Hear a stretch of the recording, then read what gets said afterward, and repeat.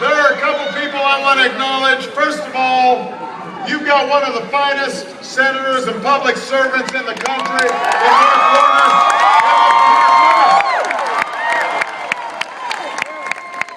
Now, Mark was a great governor for the Commonwealth of Virginia. And now he's a great senator. I just want to point out we've got another great governor of the Commonwealth of Virginia who is going to be a great senator in 10 Payne.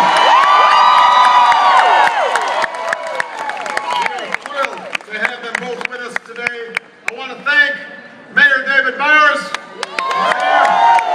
City Manager Christopher Burrell, Fire Chief David Hoback, and we got former Majority Leader of the House of Delegates, Dick Cranwell is here. And all of you are here. Couldn't ask for a nicer setting.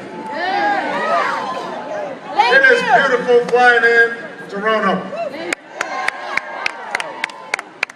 Now, let me just say, unless you have managed to break your television set, you are probably aware that it is campaign season. And I know it's not always pretty to watch.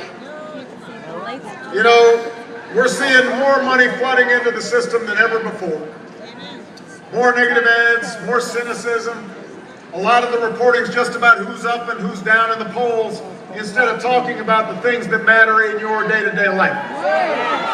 So I know all this kind of makes it tempting to just turn off the TV set, turn away from politics. And, you know, there's some people who are betting that you lose interest. But the fact that you're here tells me that you're still ready to work to make this a better country. You're still betting on hope, and you're still betting on change, and I am still betting on you.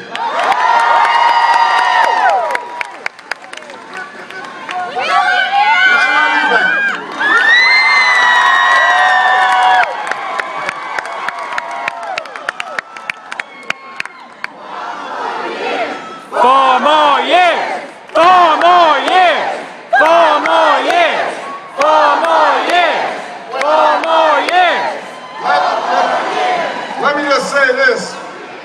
If I win Virginia, I'm going to get 4 more years.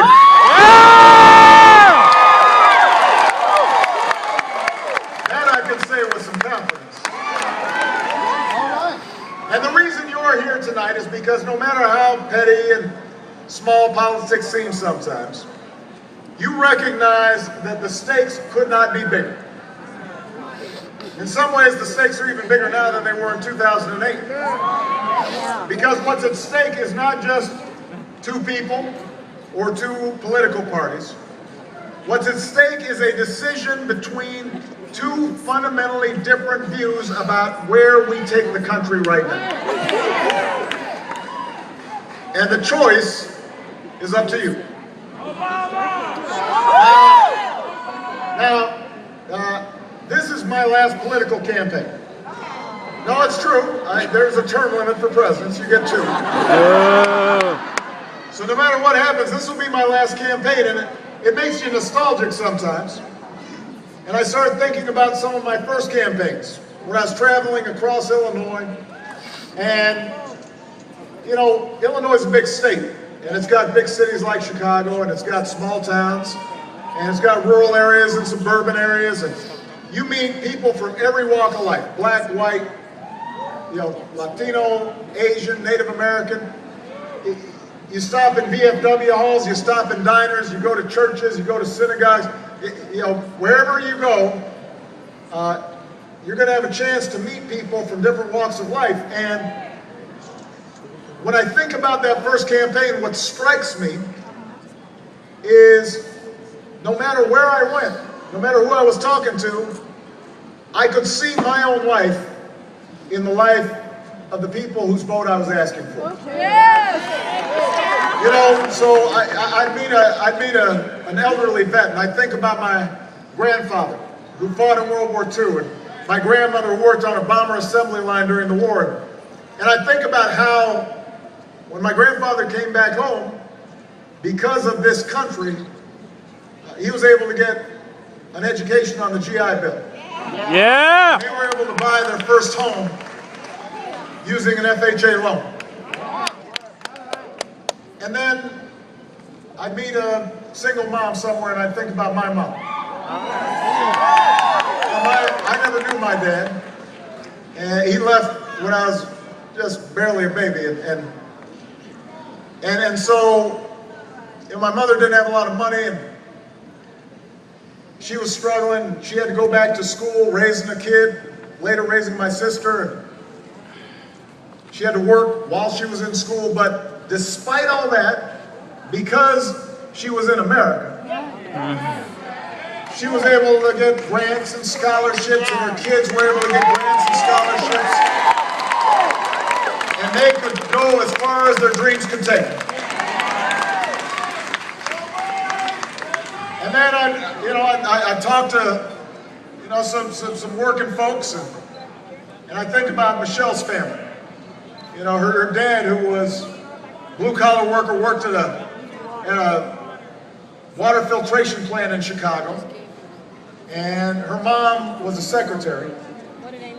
And yet, despite never having a lot, there was so much love and so much passion. And her dad had MS, so he had to wake up an hour earlier than everybody else just to get to work, because it took him that long to get dressed.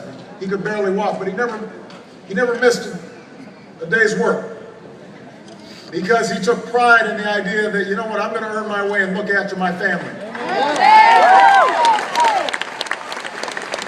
And I'd see that same pride in the people I was talking to. And what this reminded me of was that at the heart of this country, its central idea is the idea that in this country, if you're willing to work hard, if you're willing to take responsibility, you can make it if you try. That you can find a job that supports a family, and find a home you can make your own. That you won't go bankrupt when you get sick. And maybe you can take a little vacation with your family once in a while. Nothing fancy, but just time to spend with those you love. Maybe see the country a little bit. Maybe come down to Roanoke.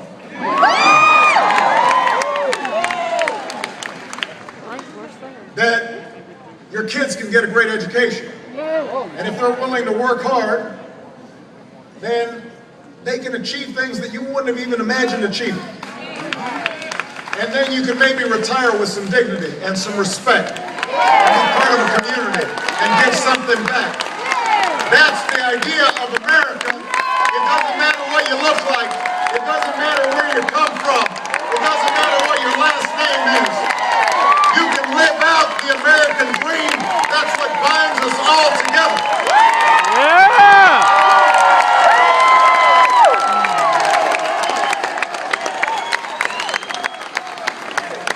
4 more years. The reason that I think so many of us came together in 2008 was because we saw that for a decade that dream was framed, that it was slipping away, that there were too many people who were working hard but not seeing their incomes or wages go up. That's right. That we had taken a surplus and turned it into a deficit. We were running 2 wars on a credit card. That's right. Job growth was the most sluggish it had been in 50 years. There was a sense that those who were in charge didn't feel responsible. That's right. And